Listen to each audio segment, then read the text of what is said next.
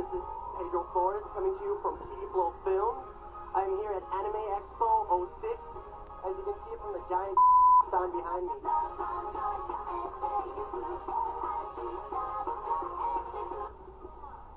This guy just shouted some random nonsense at me. What was that? Fat cheek. What?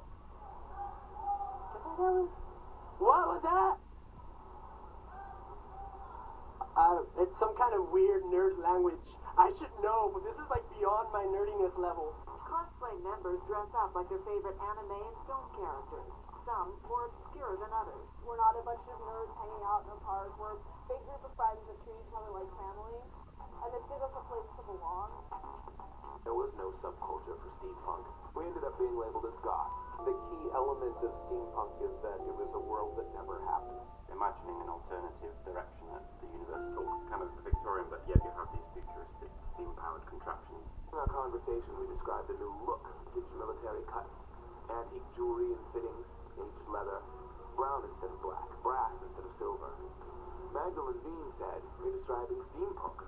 Just glue some gears on it and call it steampunk. That's the trendy fashion nowadays.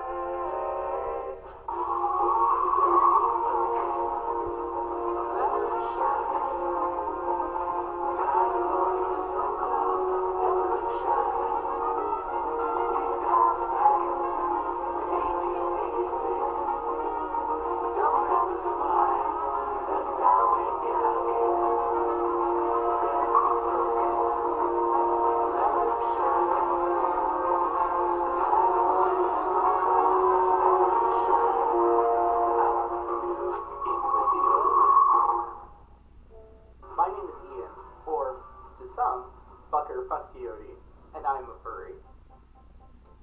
So I'm Spartacus Judah. I'm a furry.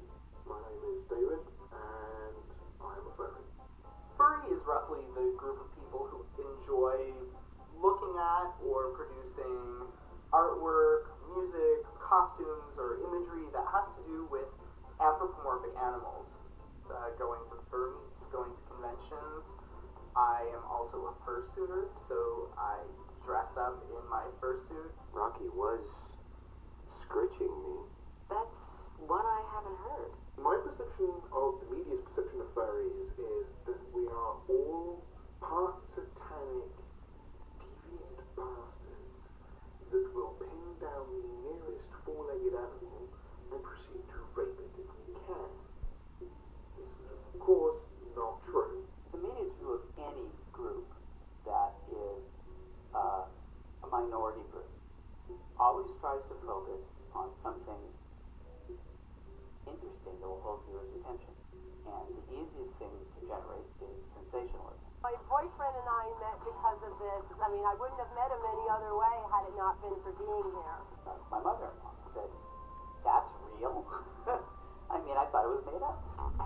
There's no such thing as normal. That's the way I see it. Anything you want to do, anyone you want to be, you can do that.